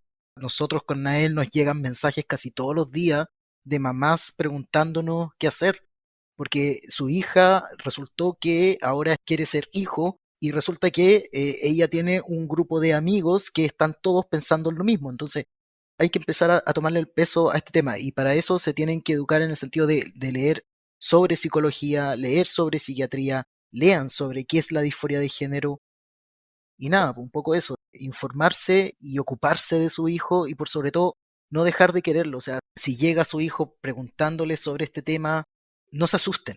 Primero traten de mantener la templanza para que el niño pueda confiar en ustedes, porque si ustedes le hacen la guerra, finalmente se lo están regalando en bandeja al lobby LBGT y eso es peor. En base a lo mismo que dice Santi, efectivamente, o sea, si ustedes le hacen la guerra al niño, sobre todo con la cultura occidental que hay hoy en día, de empoderar al niño, lo único que van a lograr es que el niño se aleje y caiga así, pero se lo están entregando en bandeja de oro al lobby LGBT. Tienen que ser los primeros en estar informados. Hay lectura fácil, tampoco no necesitan irse a un doctorado en psicología, ¿no? O sea, hay libros de súper fácil acceso por internet y muy económicos por internet precisamente, como por ejemplo el Atrapado en el cuerpo equivocado de Pablo Muñoz Iturrieta, Daño irreversible. Yo diría que ese libro, por el tema de actualidad, es muy corto, es muy bueno y tiene una bibliografía impresionante, porque el libro prácticamente, la mitad del libro es bibliografía. Entonces ya eso deja bastante que decir. Es muy actualizado en el sentido de lo que está pasando precisamente con las niñas entre 3 y 17 años en Estados Unidos. Y es enfocado para los padres, ¿ya? Y el otro es Nadie nace en el cuerpo equivocado de José Errasti, español. Ese libro salió, Daño irreversible salió el año 2019. Nadie nace en el cuerpo equivocado salió en el año 2020. Se escribió en el año 2021, entre el 2020 y 2021. Es un libro sumamente actualizado. Tiene una cantidad de bibliografía brutal. Y José Errasti es profesor y catedrático en una universidad en España de precisamente psicología, ¿cómo se llama? Psicoanálisis. Precisamente hace psicoanálisis, o sea, él es catedrático de eso. Entonces, es alguien que sabe. Y aparte lo toma desde un aspecto bastante neutro. El libro tiene como dos partes, o sea, una parte que es más fuerte en el sentido de información, más duro, y otra parte que tiene un pequeño humor negro que me encanta, y es más liviano. Entonces, es un libro de una lectura bastante contundente. Insisto, muy actualizado. El otro, como bien decía Santi, el documental What is a Woman y The Trans Train de Suecia, que ese es del año 2018 y What is a Woman es del 2022. Entonces, hay mucho material de donde informarse. Los padres tienen que informarse, o sea, si no les toca a ustedes, bendecidos sean, pero puede estar como dicen, el lobo al acecho está todo el tiempo, o sea, lo tienen en redes sociales muy constantemente. Tienen que ustedes estar preocupados de toda la información que les llega a sus hijos. Tienen que poder revisarles el teléfono, no simplemente conformarse con que sus hijos les permitan seguirlos en redes sociales, porque ustedes no saben cuántas redes sociales pueden tener sus hijos. De las redes sociales más fuertes en todo este aspecto son Tumblr e Instagram. Esas dos son las más fuertes. Después está YouTube, Twitter y Facebook. Y son redes sociales que los niños se manejan súper bien y ustedes como adultos tienen la responsabilidad de poder revisarles a sus hijos las cosas. Finalmente ustedes son los que las compran. Lo ideal es que definitivamente un niño no tenga un teléfono, hasta bastante entrado en edad. Un niño de 8 años no tiene por qué tener un teléfono, un niño de 12 años tampoco tendría por qué tener un teléfono. Aparte, no solamente por el tema de la disforia, sino que también por toda la perversión que hay respecto a posibles acosadores. O sea, y eso también es importante. ¿Qué otra recomendación hacer? O sea, busquen ayuda, busquen psicólogos. Si no conocen cercanos, busquen en internet, revísenle los perfiles a los profesionales.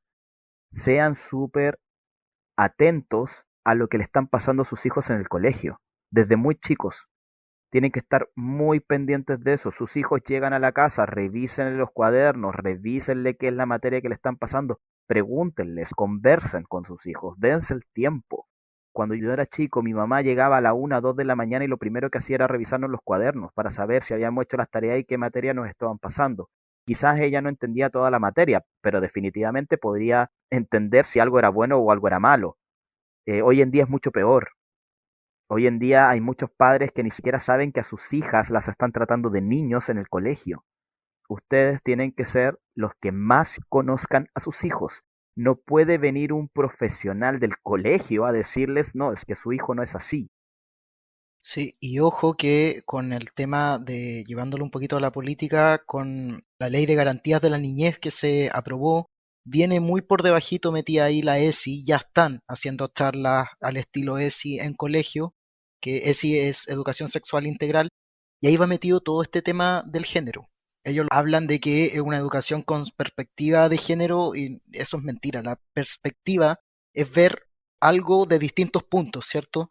Lo que hacen en esta educación es ideología pura y dura, que es solo verlo desde su punto de vista. Entonces, por eso hay que tener mucho ojo con todo este tema de la educación.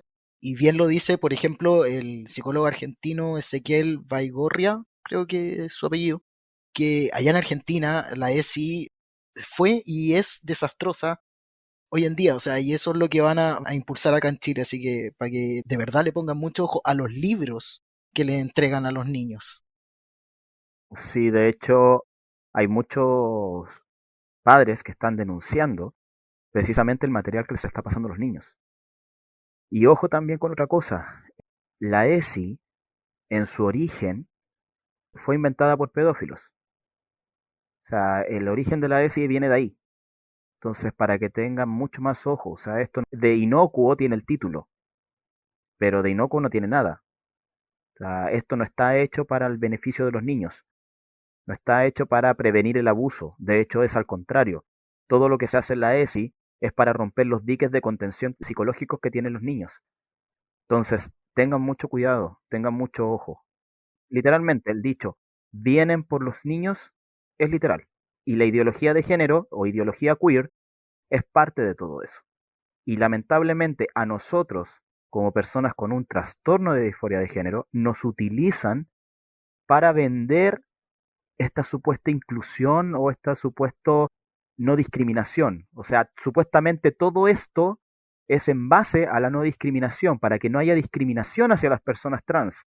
Y es como que, a ver, ¿por qué todos los niños tienen que experimentar el vivir como el sexo contrario para no discriminar? ¿No sería más fácil simplemente educar en el respeto? Yo creo que eso sería mucho más fácil. Educar en el respeto propio y en el respeto hacia el otro. Y esto para todo. O sea, para que puedas hablar no solamente con una persona homosexual, sino que también para que puedas hablar sin ningún problema con una persona cristiana o un musulmán o una persona de, no sé, de China o da lo mismo. O sea, que haya un respeto hacia la persona humana y un valor hacia el ser humano por el mero hecho de ser humano. O sea, la persona no tiene un valor de acuerdo a cuántas etiquetas tenga, o cuánto dinero tenga, o dónde nació, o cuántos idiomas sabe, o en qué colegio estudió, de qué universidad salió. La persona humana tiene valor por ser humano. Dos comentarios muy cortitos. Cuando ustedes hablan de la ESI en cuanto a la inspiración, ¿tiene que ver ahí Alfred Kinsey o no? ¿Está inspirada esta ESI en trabajos de personas como Alfred Kinsey? A mí me suena Alfred Kinsey, sé quién es.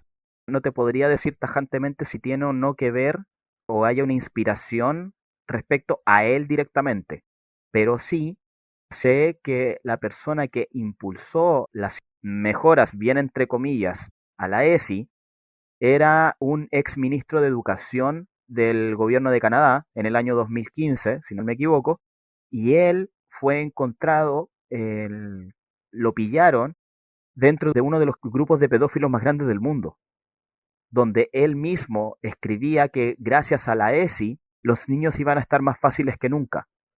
Y el gobierno de Canadá ocultó todos esos archivos. Es muy difícil encontrar esa información. De hecho, el que la denunció para habla hispana fue Pablo Muñoz Iturrieta. Si un pedófilo que es de donde viene la ESI, porque la ESI viene desde Canadá, sobre todo la que se da en toda Latinoamérica, toda Hispanoamérica, fue impulsada, manejada desde uno de los cabecillas de una de las más grandes redes de pedofilia. ¿Qué esperan? O sea, que por beneficio de los niños, en absoluto. Y lo otro, justamente un tema mucho más actual de la nueva constitución, me parece que el derecho de los padres a educar a los hijos viene con esa trampa, con el tema de la autonomía progresiva. La autonomía progresiva es básicamente es quítate tú para ponerme yo. Los niños nunca se mueven en neutralidad. Cuando hablan de autonomía progresiva es que el Estado se va a ir metiendo cada vez más temprano en lo que aprende el niño y en las decisiones que va tomando. O sea, para mí es pura ideologización. Santiago. Sí, de hecho, y con lo que comentabas antes de Kinsey, a mí no me sorprende que fuese él la inspiración de todo esto, porque justamente el tema de la ESI, y como bien decías tú, la autonomía progresiva, va todo de la mano y está enfocado desde un punto de vista del placer del niño en la sexualidad, no de un tema afectivo. Eso es puro 15. Eso es puro 15.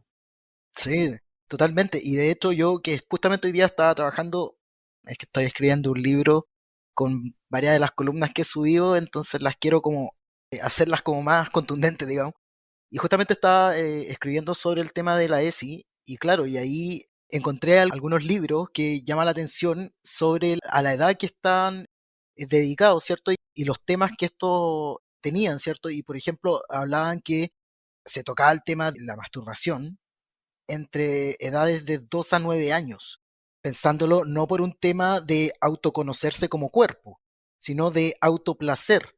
Entonces eso, si lo llevamos a un tema ligado a garantías de la niñez y la autonomía progresiva, ¿qué pasa si un niño a los 9 años, por la autonomía que él tiene, y como sabe ya que la masturbación es algo bueno, qué pasa si un adulto le dice, hazlo enfrente mío?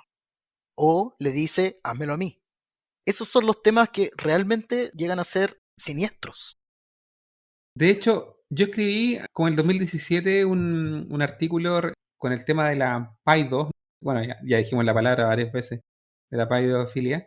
Y estuve en ese tiempo leyendo a Kinsey y el capítulo 5 de su primer libro Sexual Behavior in Human Male, que fue escrito posterior a la Segunda Guerra, en el 48, y fue financiado, si le queremos colocar más sabor, fue financiado por los Rockefeller.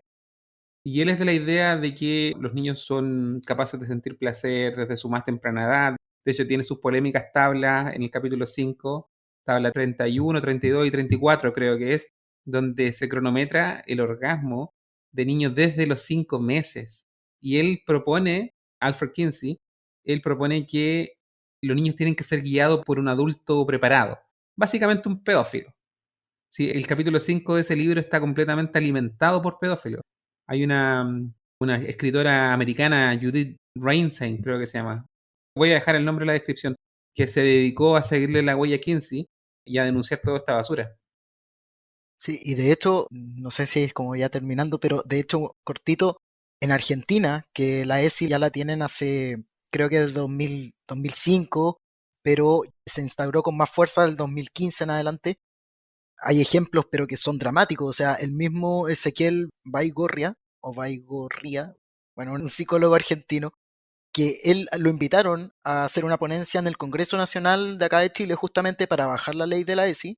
Él contaba que él mismo tuvo que ver el caso de un jardín infantil donde los 40 niños de un curso coincidían en su relato de un abuso por parte de los educadores. Hay casos de profesores que hicieron bajarse los pantalones a los niños. O sea, ese tema así de enfermo es.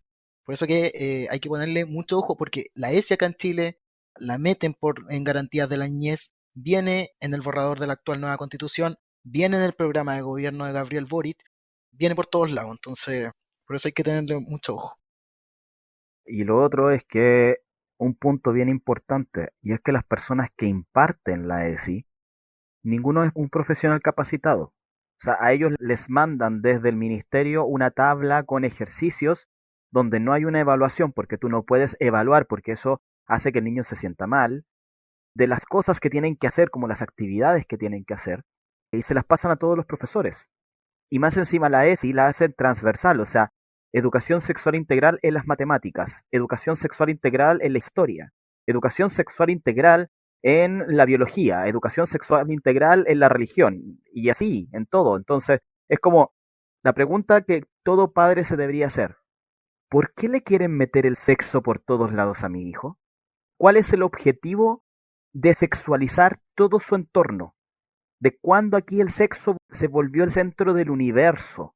De hecho, con el mismo tema de la disforia de género, para nosotros es un proceso, pero un proceso que en algún momento, entre comillas, concluye, en el sentido de que nosotros cambiamos y llegamos a un punto en el cual estamos contentos con esto y listo, y dejó de ser tema. Por ejemplo, nosotros nos hacemos la mastectomía y ya nos hicimos la mastectomía, la celebramos hasta la primera vez que vamos a una piscina y nos bañamos sin camiseta, y hasta ahí nomás llegó toda la felicidad máxima de habernos hecho la mastectomía, porque después ya pasa a ser algo normal. Lo mismo con la barba, te sale la barba, estás desesperado porque te salga la barba, te salió la barba y ya después te da flojera tener que afeitarte si en tu trabajo te piden afeitarte siempre. Cada proceso tiene un punto en el cual ya deja de ser tema porque pasa a ser algo normal. Pero esta ideología, ¿qué es lo que busca? Que la persona constantemente se esté mirando el ombligo y sobre todo entre medio de las piernas. Y se esté preguntando todo el tiempo si lo que tiene entre medio de las piernas lo identifica o lo oprime.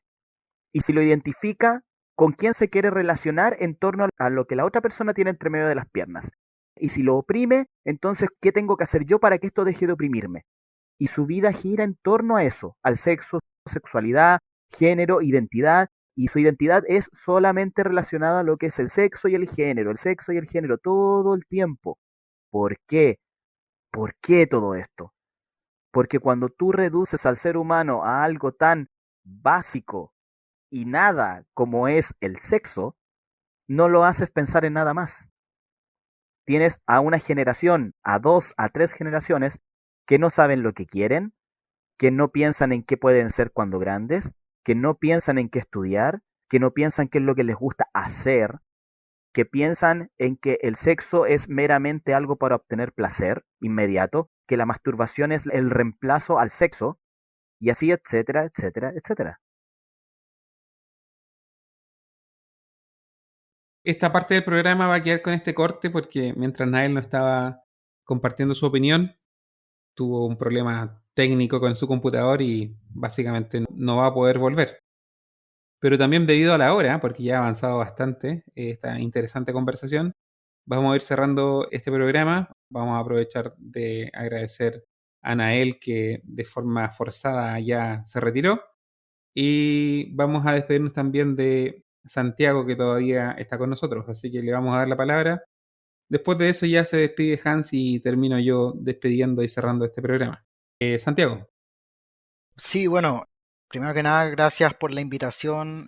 Fue súper entretenida esta entrevista. Lo pasamos bastante bien con Nael. Gracias también por darnos el espacio. Yo sé que el público al cual ustedes apuntan no conoce mucho sobre nuestra realidad.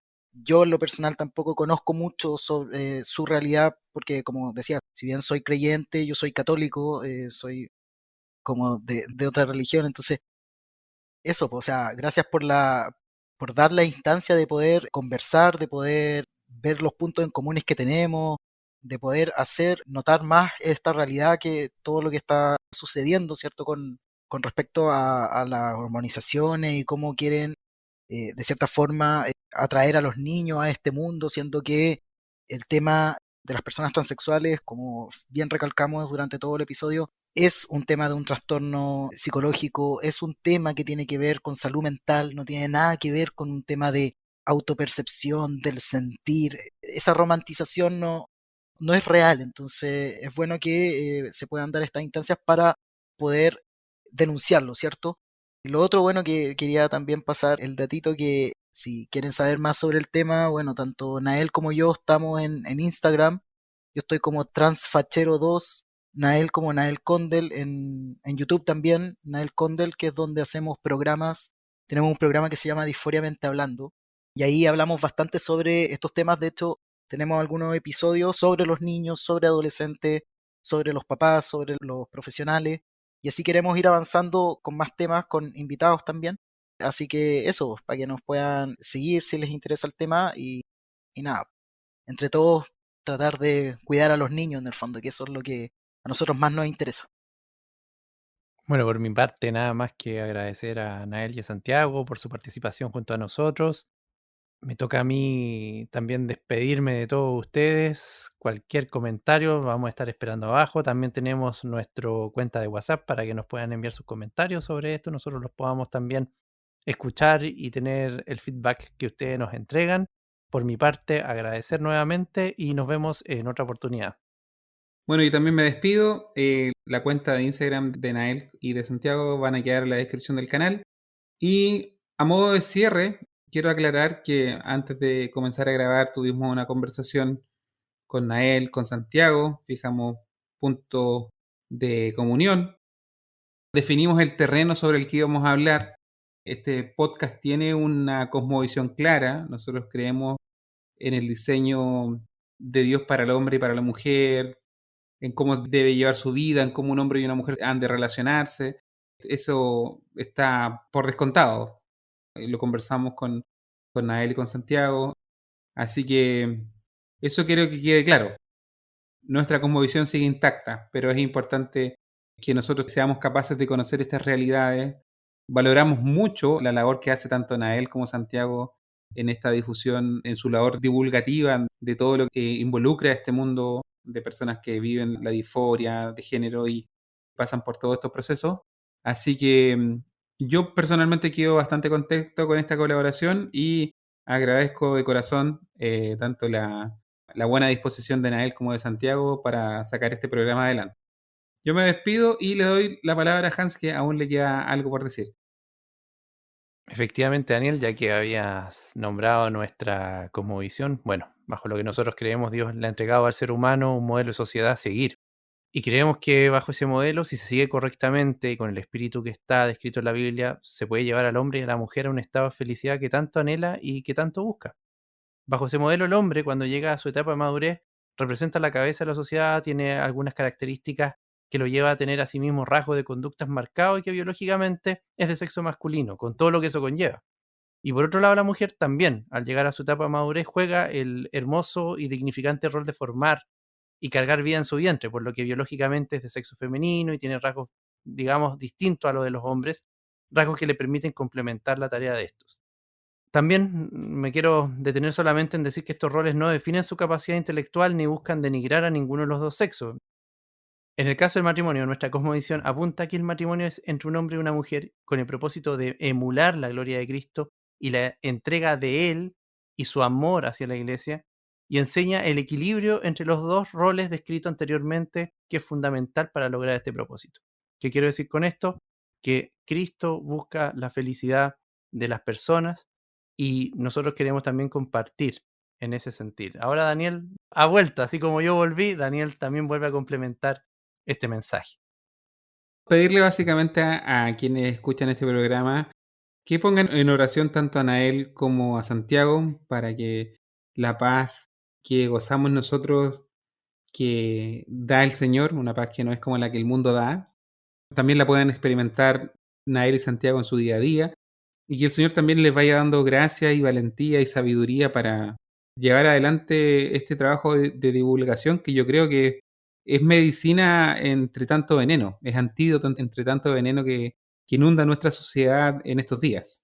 Así que eso, mantengan a Santiago y a Nael en sus oraciones para que la gracia del Señor les alcance. Ya con eso ahora sí que sí, me despido y un gran abrazo desde acá. Chao Daniel, chao Santiago. Chao, chao. Este fue un nuevo capítulo de La Última Banca. Los esperamos la próxima semana.